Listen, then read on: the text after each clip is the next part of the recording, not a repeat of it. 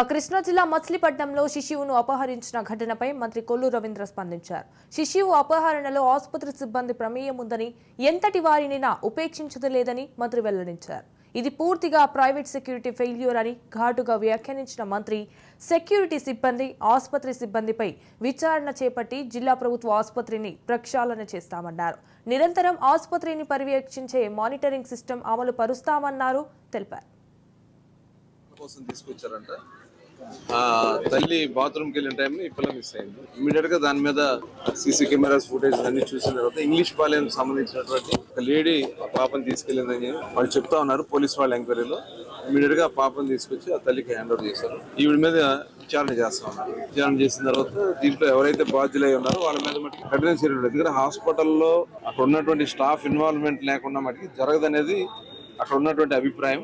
ఎవరు ఇన్వాల్వ్మెంట్ ఉన్నా, ఎంత పెద్దవాళ్ళు ఉన్నా సరే ఇన్వాల్వ్మెంట్ అయినాక ఖచ్చితంగా వాళ్ళ మీద చర్యలు తీసుకుంటారు.